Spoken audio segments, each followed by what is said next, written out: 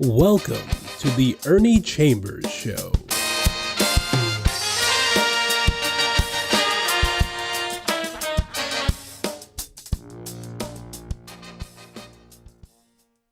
Brothers and sisters, friends, enemies, and neutrals, it's good to be here today.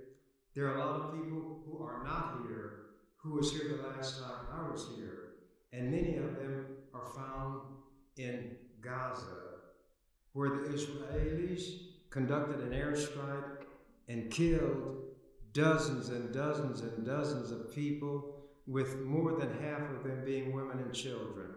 But I'm not going to go into that this evening because it would take all of the time and probably sap my energy. So I'm going to talk about the importance and significance of voting. This is the year of politics.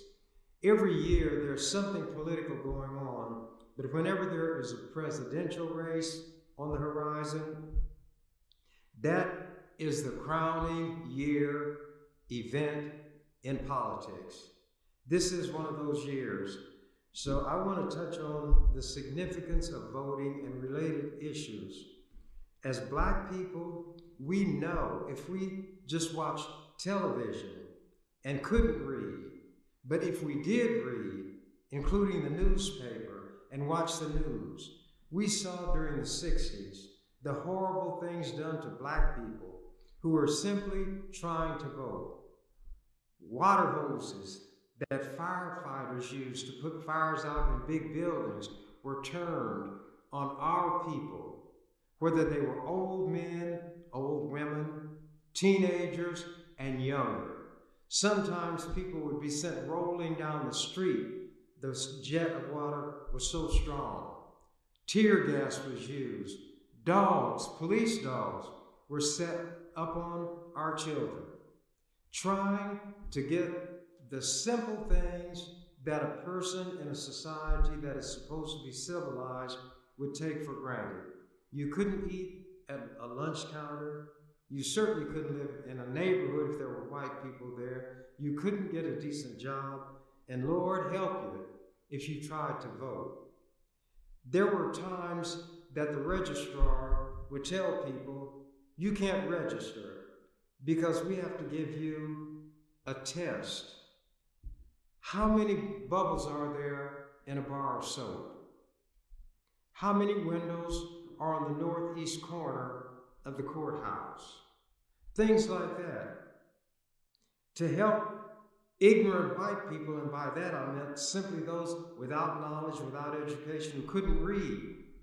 But the registrars and the powers that be wanted them to be able to vote. They had what they called a grandfather clause, and this is where that clause developed. If a relative of yours voted in an election, however many years ago that they say, that automatically entitled you to vote without even registering. That person who was white made it possible by registering for you to be registered. Those of us who would appear in person could not register, therefore could not vote. Sometimes if you registered, your registration was torn up, votes were thrown out, there was corruption everywhere. When your enemy chooses something that puts him in fear, he automatically signals to you that this has power.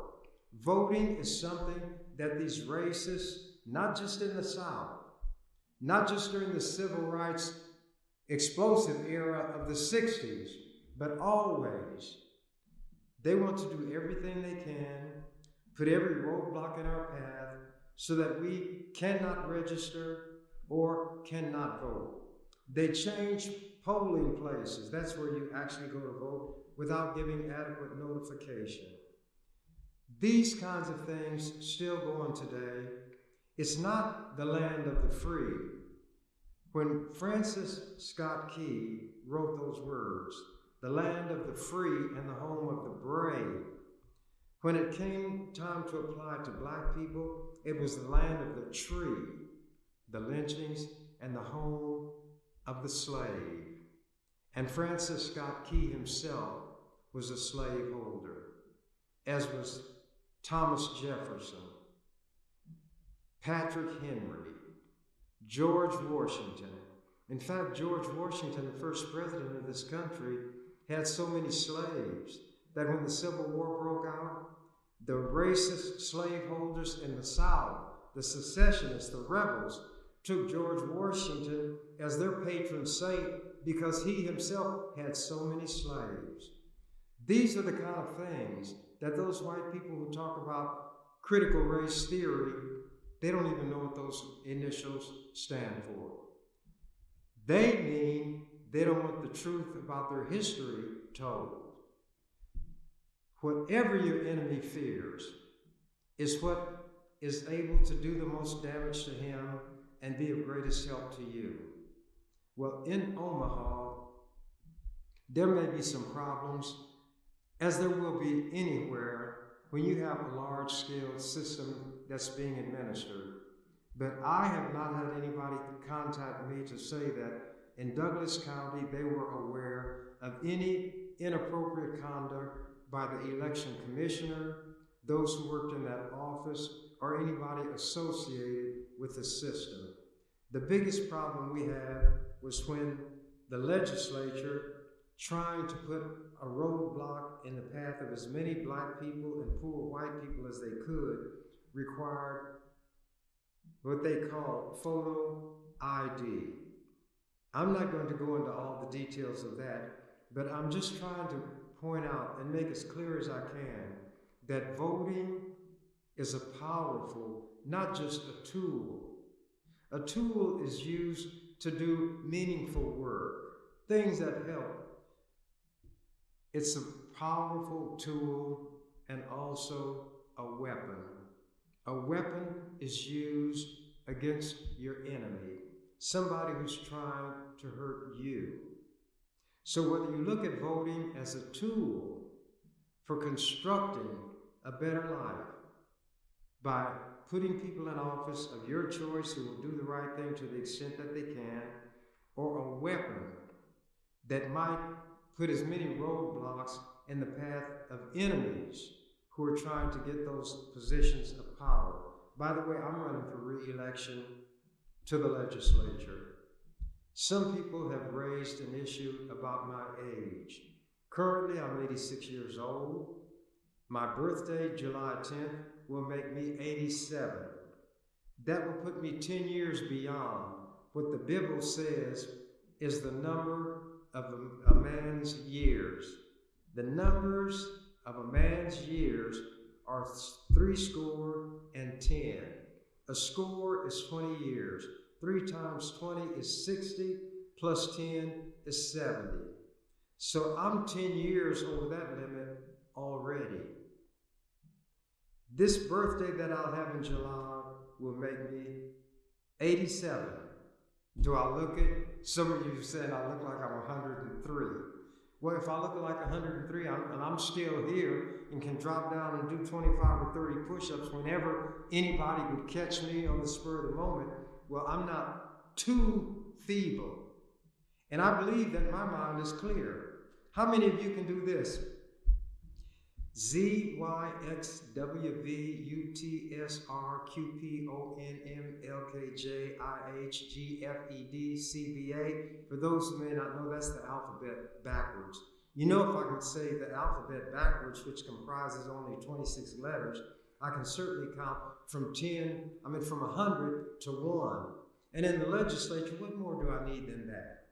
I can quote long poems. I can sing songs, not well. In fact, I'm called the burglar of music because I break into song. Does this seem to be a lighthearted approach? It may be, but when you're trying to communicate with people, that means you, to the extent possible, are trying to put into their mind what you have in your mind. We use speech, gestures, facial expressions, meaningful pauses, explanations to try, to the extent possible, to show the person or persons we're trying to communicate with what is actually in our mind.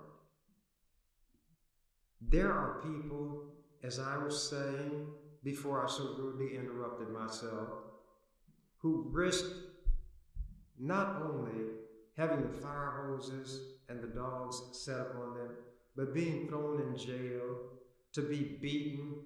Fannie Lou Hamer was beaten so badly that she had to go to the hospital. For what? And this was a woman trying to vote in the land of the tree and the home of the slave, trying to the extent that she could, through voting and legitimate means, to make it, in fact, the land of the free and the home of the brave. Tuesday,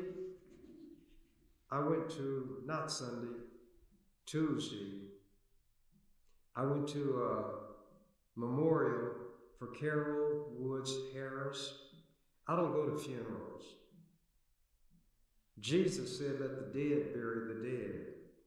Memorials, on the other hand, are designed to commemorate what a person has done, what makes them meaningful, and those kind of things. It does not have to do with death, although death is the occasion that brings people together for it. I'm going to read an excerpt from an article that appeared in Saturday's World Herald. Now, black people, before I came along, could not get on the school board, the city council, or the county board. Those elections are what are known as at large. Everybody would vote. Well, black people don't have enough votes in Omaha to put somebody on the school board or the city council. Certainly not enough to put somebody on the county board when our relatively few votes and a much greater number of white people's votes. Carol Woods Harris was what I call not only Carol Woods Harris, but Brenda Council,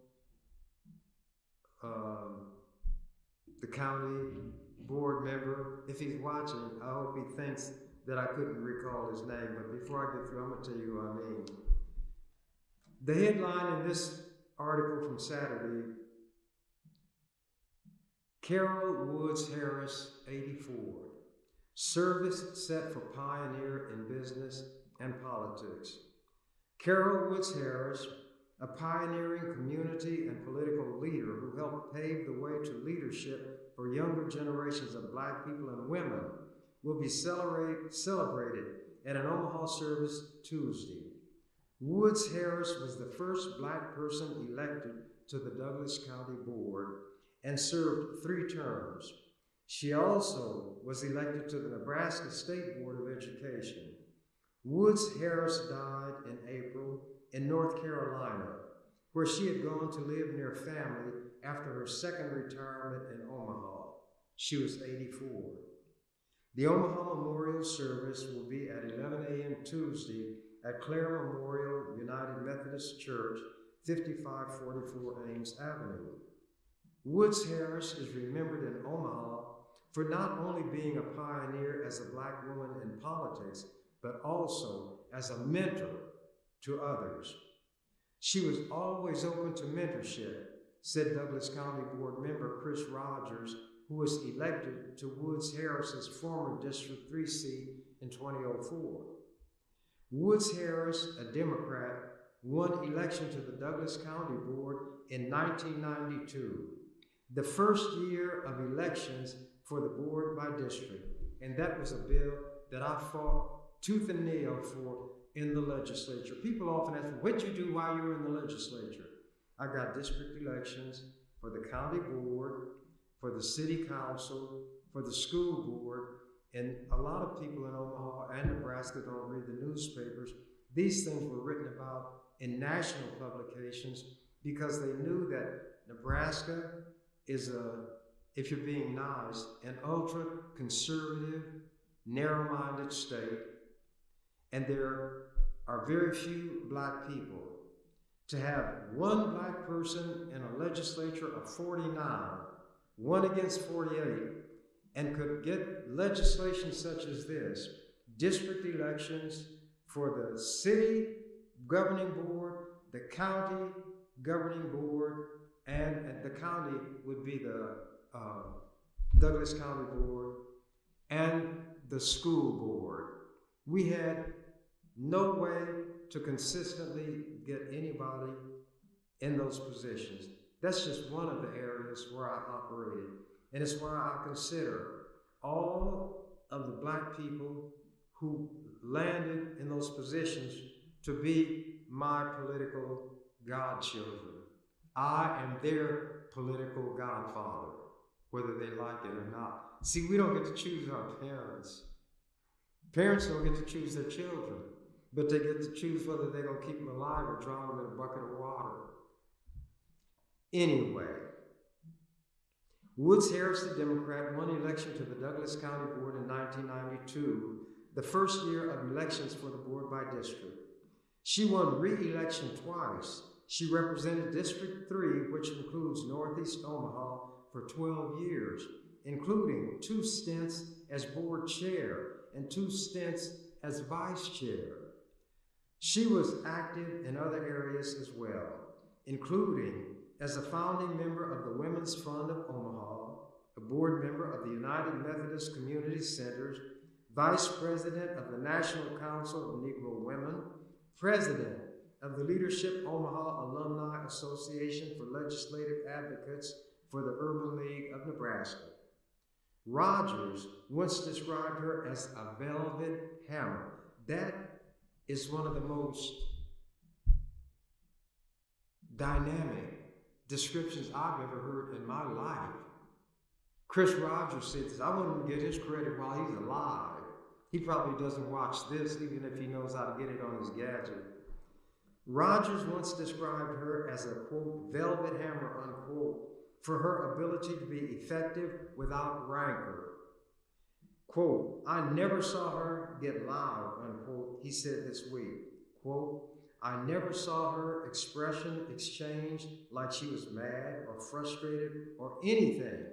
But before you knew it, velvetly, it would be done. End of the quote. Woods Harris won election to the Nebraska State Board of Education in 2004. She retired from politics in 2008 and moved to Tega Cay, South Carolina. That shows what voting can do. A person of that ability was put in a position to make use of it. And the thing about black representatives, and it may not be the case in every instance, will look not just at the constituency that put them in office. What I tell people, I'm not going to go into that.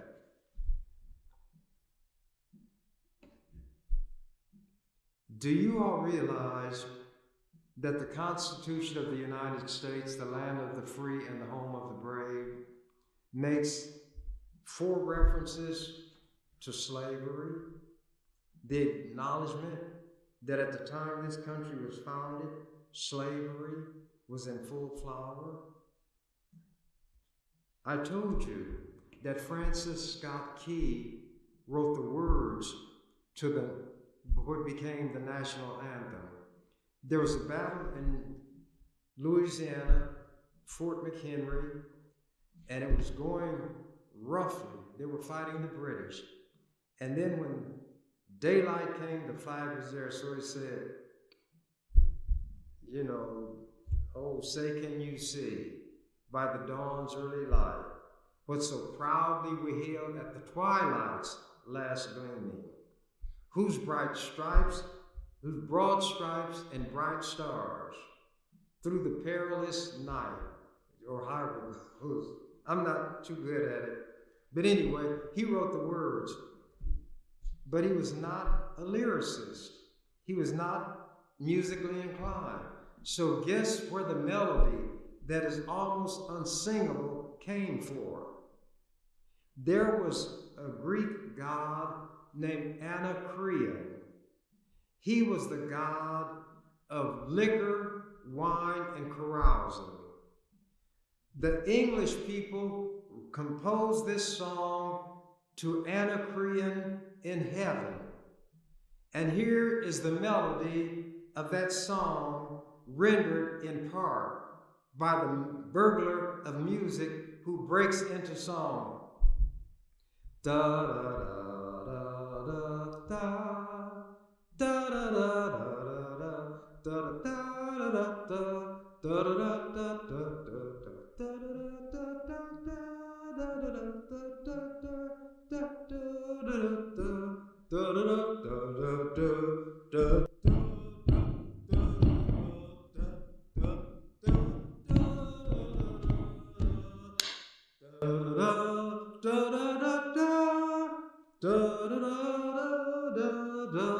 That melody came from the British drinking song to Anacreon in heaven. So a slaveholder wrote the lyrics, the melody from an English drinking song, and it gives you an idea of the peasant-like origins of the United States. And for those white people who know a little of the history, you can see why they don't want it taught in the public schools. They say that it makes little white children feel guilty. Well, if the truth makes them feel guilty, something is wrong with the way you put the truth, because the Bible says you shall know the truth and the truth shall set you free. But they don't believe the Bible like everything else. They use it when it's convenient, but then they use it as a weapon. Let me get into these bits from the Constitution. First, I'm going to read the preamble. That is a brief statement that precedes the contents of a document, and it lays out a description of what the document is going to be about. A summary, in a way, if you will. We, the people of the United States, in order to form a more perfect union, establish justice, ensure domestic tranquility, provide for the common defense, promote the general welfare, and secure the blessings of liberty to ourselves and our posterity, that means descendants, do ordain and establish this Constitution for the United States of America. Now, here is something about grammar. In order to establish a more perfect, the word perfect means without flaw. No defect. Perfect is the word used to describe that which cannot be improved. But the American forefathers, as they call them, were not too hot on grammar, just like they were not too hot on morality. So they said to form a more perfect union. Something cannot be more perfect. Either it's perfect or it's imperfect. Once it's perfect, it's without flaw. Look it up in your dictionary. Anyway, white people say my problem is that I read and I understand words and I can string words together into complete sentences. But they're telling the truth. But I don't use language as a weapon to hurt people who should not be hurt. I use language to soothe the brokenhearted, and my constituency comprises the 3 L's: the least, the last, and the lost. I read the Bible 8 times from cover to cover when I was a student in high school. And although I think there's a lot of nonsense in it, I think there are contradictions in it. There is rape, murder, incest, lying, cheating, stealing, genocide. All of those things are in the Bible. So when these people who want to take certain literature off the shelves in the libraries, not just in schools, but public libraries, the first book that ought to go is the Bible. It's full of nonsense. And As the Gershwin brothers, one wrote it and the other put the music to it, it ain't necessarily so. It ain't necessarily so. The things that you're liable to read in the Bible, they ain't necessarily so. But anyway, I've said this before and I'm going to say it again. When there were 2 children on the earth and their parents, a total of 4 people, Adam and Eve, Cain and Abel. Cain killed his brother Abel. God's voice was walking in the garden. They lived in the Garden of Eden, not the Garden of Apartments, as far as I know. It's not written in the Bible that way. He said, "Where's your brother?" And I'm paraphrasing. Cain got a look of a snarl on his face, and he said, "Am I my brother's keeper?" God didn't answer. Cain didn't answer. But during those high school days, childlike mind, I gave an answer. In the Bible it said, of one blood, God made all nations of mankind. So that meant there's a common ancestry for all human beings. There's a guy named John Donne, an English poet, who talked about various things, and in one of his poems he said something to the effect, "No man is an island entire unto itself. Each is a part of the main." He talked about how, and the main was England. The main meant the entire country. Each is a part of that. And if a clod fell off, a piece of it washed away, then the main was lessened, made less by the loss of that clod. And after dealing with that, he said, "Every man's death diminishes me because I am a part of humankind. Therefore, seek not to know for whom the bell tolls. It tolls for thee." In those days when somebody crowed, the bell would ring and you knew another one had bit the dust. So, when I was sworn in as a member of the legislature, and even before then, I wouldn't swear. And when I use the term swear now, I'm not talking about foul language, obscene language, bad words. It's an oath. And in the court, or wherever you take an oath in a legal setting, it doesn't mean that by you saying, "I swear to tell the truth and whole truth, nothing but the truth," in your mind you're saying, "I swear to tell the truth and the whole truth and everything but the truth." It simply establishes a point in time where you created a legal liability on yourself if what you say is not true. If you knowingly speak an untruth under oath, it's known as perjury. Perjury does not refer to a mere untruth. It is an untruth knowingly and intentionally spoken when you are under oath. You had promised, knowing that there's a penalty if you lie. You promised to tell the truth. So when I put my hand up like we all do, I don't mind doing that. And the Constitution of the state gives the words that are given to somebody who's going to become a state officer, whether it's a member of the legislature, a member of the court, or a state office like the Attorney General, the Secretary of State, and right on down the line. The substance of the oath is that you will do the job to the best of your ability. And then there are other words that you use as fillers. Well, because in the early days of this country, there were people whose religion, and they wouldn't swear based on what the Bible itself said. I'm paraphrasing now. Swear not by God, for that is his throne. Swear not by Jerusalem, for that is his footstool. Swear not by thy head, for you cannot make one hair white or black. Swear not at all. Let your yea be yea, your nay be nay. Anything more or other than this comes of evil.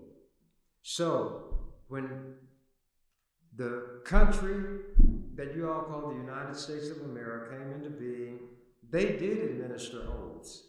But because there were certain religious people who took their religion seriously enough, maybe not enough to avoid committing adultery, fornication, and things like that, but they took it seriously enough to do the easy things like not swearing, they'd put in parentheses, or affirm.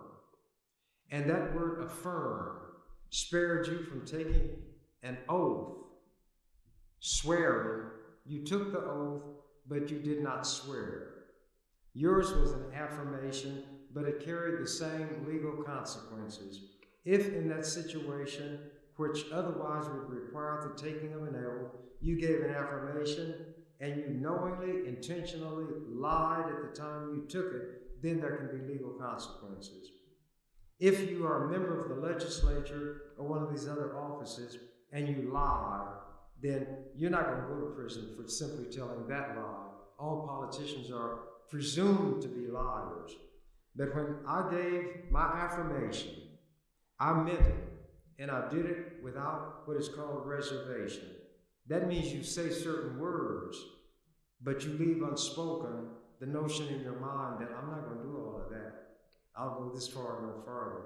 When you hold back on it, that's a legal reservation, mental reservation. My intent, because I promised people when I first ran for the office, I was going to do the best I could to carry out the duties of that office, which meant to help everybody that I could who needed help, regardless of race, creed, color, religion, sexual orientation. Anything born of a man and woman is a human being. And since of one blood, God made all the nations of the worlds of men, then everybody born is my brother and my sister. And whereas Cain did not give an answer when God said, "Where's thy brother?" Cain answered with a question, "Am I my brother's keeper?" So I answered it. To the extent possible, I am my brother and my sister's keeper. And to the extent that I could, I kept that affirmation. I have people calling me to this day, lamenting the fact that I'm not in the legislature. White people who say, and I've got letters to this effect, I called my senator, he or she would not even take my call. I wrote, I got no response. I contacted you, and you got something done. That was not to make me a hero. It simply made me true to myself. I don't do things to impress anybody. I have an internal governor. You all call it a conscience. I call it what I call it. And that's between me and me. Now, that one inside of me is I let people know I have one true friend, and I give him a male gender because I'm male. He is deep down inside of me.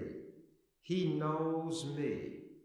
He knows everything I do. He sees everything I do. He knows everything I say. Maybe I can fool all of the people. Lincoln said you can fool all of the people some of the time. You can fool some people all of the time, but you can't fool all people all of the time. Well, Trump has fooled his people all of the time and continues to do so. But nevertheless, this one inside of me will not let me rest if I have not done what I have voluntarily obliged myself to do. But when that one inside of me says, "Well done," that's when I can lay my head on the pillow at night and sleep the sleep of the just. And that is how I live. That's how I direct my life. And I don't tell anybody they have to do as I do, because they have their internal, whatever they call it, as I have mine. But I never give up. I trust my own judgment. I will never quit. And whereas to try to get somewhat poetic, I may fly in the upper regions of the air and soar like an eagle, but I never lose the purposeful swoop of the falcon. And that's the way I operate. So it doesn't make any difference to me whether people approve of what I do, whether they disapprove, whether they like me, whether they dislike me. It doesn't hurt me. I have one that I must please, and I know right from wrong. I cannot do like some people and fool myself. At any rate, this Constitution that I started talking about makes 4 direct mentions and references to slavery. But you should start with the Declaration of Independence, because it was put together prior to the Constitution. This Declaration of Independence meant that these colonists were going to break away from England. They were going to commit treason against their king, King George. And it starts, "We the people of the United States of America, in order to form a more perfect union, do establish and ordain this Constitution." That's where they end the Constitution. But the Declaration of Independence is different. And it talks about why these colonists are going to break away from the king. And I'm not going to go through all of that. But it starts by saying, we hold these truths. These are truths to be self-evident. That means when you say it, it defines itself. We hold these truths to be self-evident, that all men are created equal, endowed by their Creator with certain inalienable rights. That means you can't give them up yourself even if you want to, because as a human being, there are certain things that attach to you, and you cannot do away with them even if you try. Even if you conduct yourself in a certain way, you still remain a human being. Endowed by their Creator with certain inalienable rights, among these life, liberty, and the pursuit of happiness. To procure these rights, governments are instituted among men, deriving their just powers from the consent of the governed. Notice they say men, not women. And that they derive their force, the government, from the consent of the governed. Anybody who's governed has a right to either consent or dissent when a certain policy is in place. But not to take up arms, that becomes a revolution. But black people were not included in that we the people. We were never included when it came to having all of the rights that goes along with something like that. But then this Constitution of this country that was supposed to be a beacon of light to everybody else had to acknowledge that they had enslaved people. They treated us like cows, pigs, and chickens. They raped black women, raped little girls. Thomas Jefferson, who did a lot of drafting of documents, had a 14-year-old girl named Sally Hemings that he traveled to France with and committed sexual acts and produced children on this child, Thomas Jefferson. And they sold us like cows, pigs.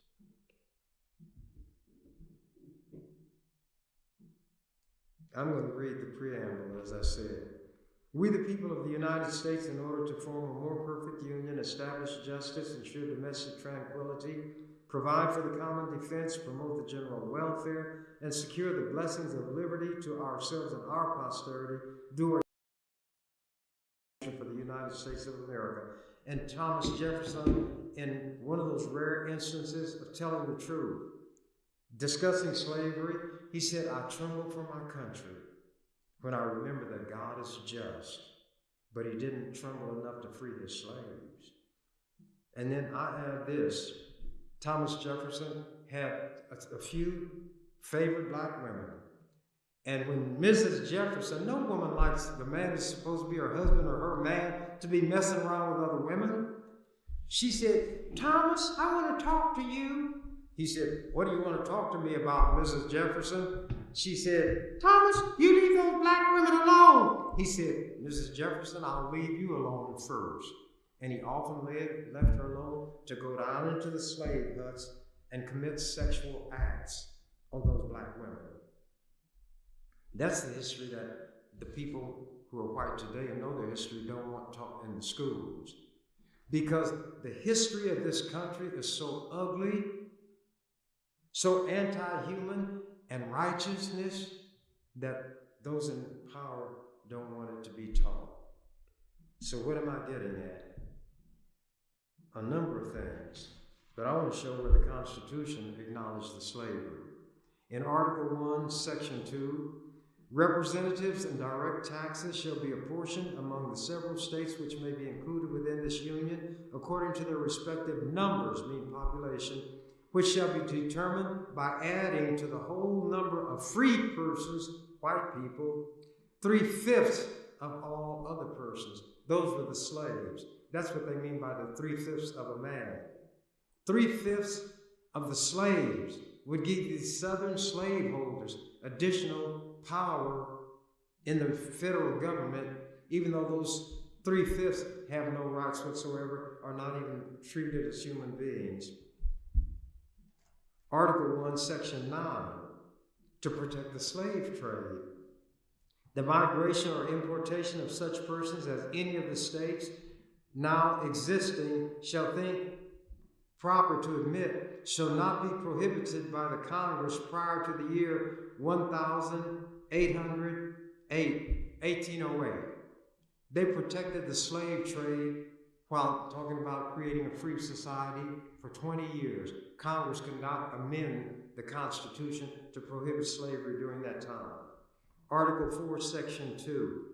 No person held to the service of labor in one state, meaning a slave, they won't put the word slave, held to service or labor in one state under the laws of that state, escaping into another, shall in consequence of any law or regulation therein be discharged from such service or labor. In other words, whatever is said by the law in that state, if the slave gets there, that law will not remove his status as a slave, but he shall be delivered up on claim of the party to whom such services or labor may be due. It means that a slave who had the ingenuity and wherewithal to escape to what they call a free slave would be caught and had to be returned to slavery in the land of the free and the home of the brave. Article 5. When the Constitution is discussed in terms of being amended, no amendment which may be made prior to the year 1808 shall in any manner affect the first and fourth clauses in the 9th section of this article, and those dealt with slavery.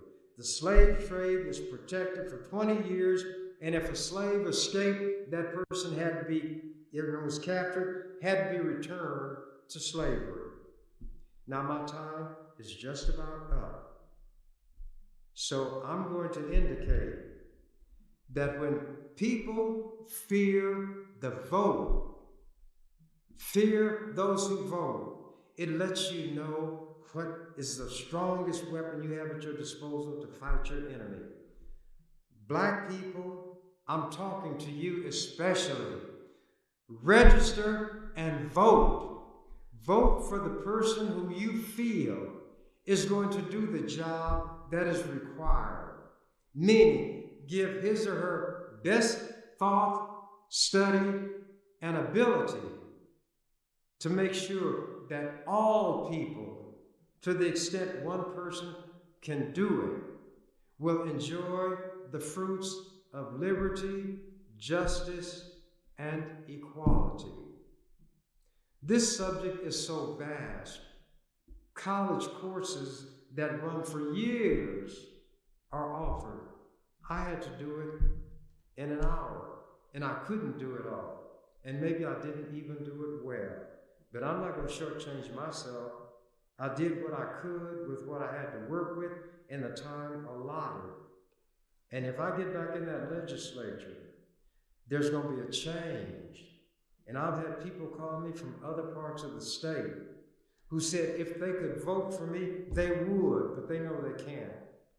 And one of these times I'm going to discuss how it was that I got the things done in the legislature that I did, such as retaining the one electoral vote that Nebraska has.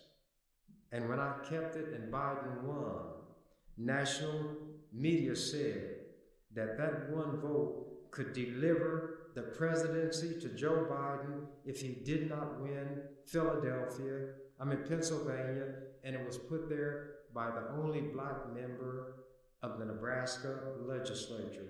You all don't know what you have, do you? And some of you who know what you have don't like it, do you?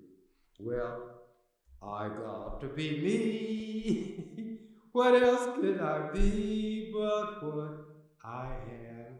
And take it or leave it, like it or love it. What you see is what you get. And as the canary said, when he found out that the door to the cage was open, I'm out of here.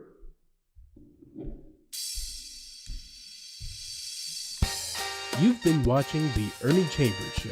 If you'd like to leave suggestions, email us at ewcfacts@gmail.com. That's ewcfacts@gmail.com. This is an EWC Communications production.